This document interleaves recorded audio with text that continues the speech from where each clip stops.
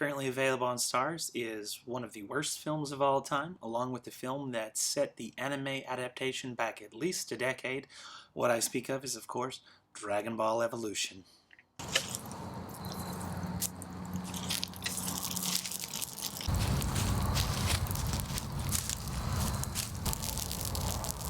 Dragon Ball Evolution stars Justin Chatwin as Goku, Emmy Rossum of Shameless fame, before Shameless as Bulma Brief, and Chow Yun-fat as the horny Master Roshi.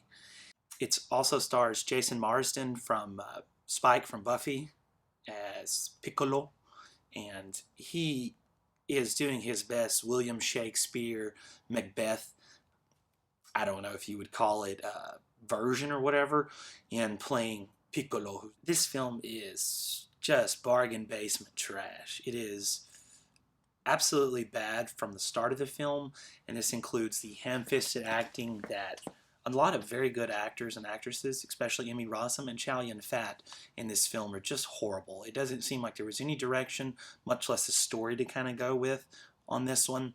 It appears they basically took the entire manga and history of Dragon Ball and kind of did a piecemeal dissection of it, taking kind of what they wanted from here and there and then just mixing it together to create this really convoluted story that doesn't really make any sense and actually kind of is counter to a lot of what people liked about the original manga and even the cartoon series Dragon Ball and Dragon Ball Z when it came out, when it came to the States in the 90s and early 2000s.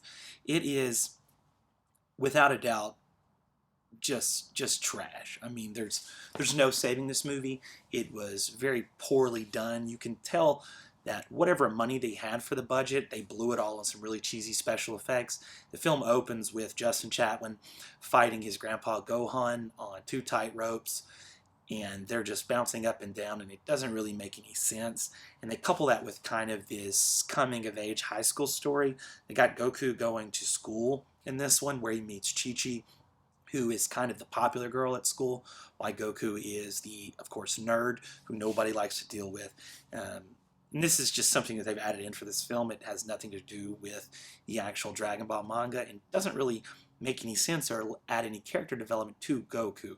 The whole point of the series was he's just this naive child who was raised only by his grandfather, doesn't know anybody, so all of his interactions, especially with Bulma to start with, are kind of stilted towards that, and he doesn't even know in the manga what a woman is when he meets Bulma. He thinks she's just a boy with long hair.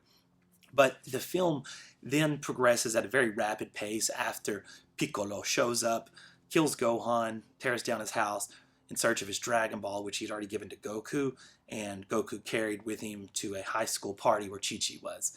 There are a couple decent-looking fight scenes. One of them is where Goku beats up a bunch of bullies, but you can tell it's all wires and green screen where they're flipping around, and it kind of is a little bit counter to what happens later on in the film when some of the fight scenes are very hectic in terms of how fast they cut. They move in, out, zoom around, and don't ever actually give you a steady shot with two people fighting, and you can tell that the choreography was not there on this one. It is unabashedly probably the worst anime adaptation I've ever seen. I've seen a couple of the other ones. Death Note was kind of weird. Didn't really seem to be that great of a film, but our Ghost in the Shell with Scarlett Johansson's another one that they tried to do something with them, and I applaud them for trying. At least they went all the way with it versus this Dragon Ball film where they kind of just said, okay, we're going to use the name of the series and really just kind of create our own story with a couple of the characters and see how it goes. So after Piccolo destroys Gohan's house, killing him, then Goku meets Bulma and they go off on a mission to locate Master Roshi along with locating the other Dragon Balls so they can have a wish. They get to Master Roshi and it takes place in the middle of a massive city where he has this beat up old house kind of in the middle of the city. They go there looking for a Dragon Ball, end up finding Master Roshi, who Chow Yun-fat is an excellent martial artist, and just to see him in a couple of these scenes where he does like a little bit of play fighting with him, you can tell that he actually knows what he's doing, while the other characters that are fighting with him don't, and he seems to be having fun. I think he enjoyed it. He probably was drunk the entire film, just really enjoying himself, because it's not good in any capacity.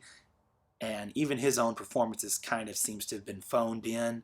One of those ones where he's just there and not actually doing anything, more just going through the motions, pa pa pa, knocking his hands away as he's fighting, things like that. But after, they get Master Roshi, then they go off on another journey through the desert and meet Yamcha, who digs a hole. They fall in the hole, very cartoonish in a way. And then once they are in the hole, Bulma's like, oh no, there's another Dragon Ball. So they then go through a cave in the hole in the middle of a desert that then takes them to this volcano. I don't know, it doesn't really make sense. They just transition from a desert to a volcano setting where they find another Dragon Ball, and then after the volcano scene, they then move on to where they need to go to place the Dragon Balls to be able to summon Shenron and get their wish. And that area is where they have the final battle with Piccolo, or if you can call it a final battle. It's really kind of the only battle that they have with him. And after he knocks around Master Roshi a little bit, he then turns, and there's an eclipse, and Goku then turns into his Ozaru, or Grade 8 form. But in here, what they did is they twisted the manga to where Goku had this form because he was a Saiyan and, is an alien, and it's something that they haven't seen before. They twisted it to where Piccolo just was using Goku, Ozaru, as his soldier, foot soldier in essence, and he may have given him that ability to turn into this Grade 8 form. Here is a point where the CGI is very bad.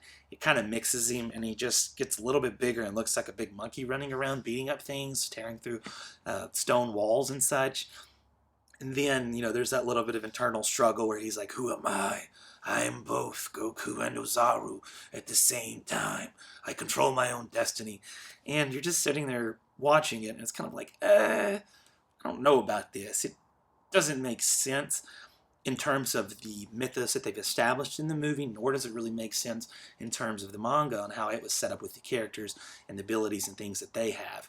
The Piccolo character, they have him in this like leather BDSM suit with some fluffy little pants, and it doesn't really work. The prosthetics and makeup they have him in is a bit rough as well, but after him and Goku's fighting, it's just kind of a little CGI battle where someone jumps and flies over here and then flies over there, and then they shoot each other.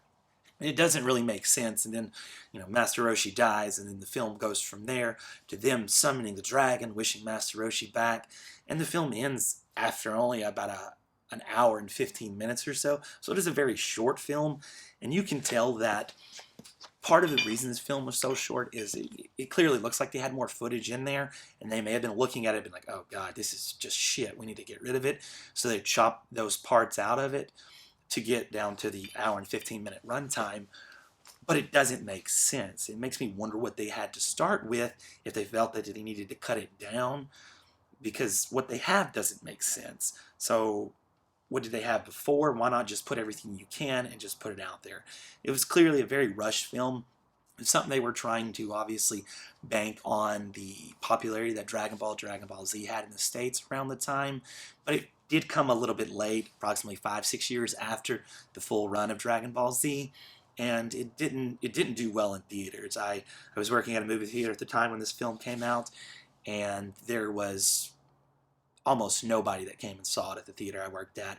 And I worked at a large theater in a major metropolitan area in Texas, and it's just nobody wanted to watch it. Even the people that worked at the movie theater didn't want to watch it, much less the people that were coming there to pay their hard-earned money for a film that is just crap.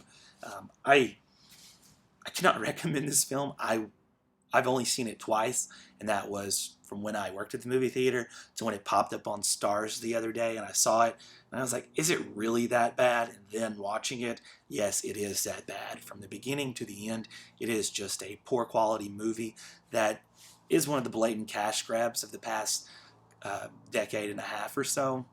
And it is one of those things that shouldn't have been made. But I also think if they were going to do any additional live-action Dragon Ball Z films, this film actually hurt that and set them back. It didn't make its budget back. I think it only made maybe $10 million or so at the box office against a budget of 30 or 40 million.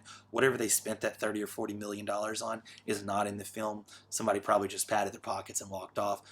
Akira Toriyama, I don't see how he greenlit this film, it's not good. It actually decreases the legacy that Dragon Ball and Dragon Ball Z has in the States.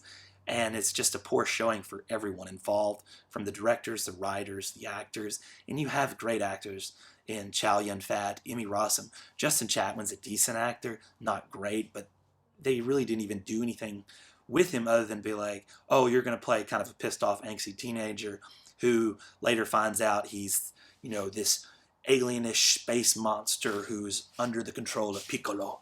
And it just doesn't work. I could not recommend this film unless you've got an hour and 15 minutes where you just want to get drunk, smoke a little weed, and really just make fun of something that should never have been made and actually caused more harm than good to the source material when it came out. Thank you.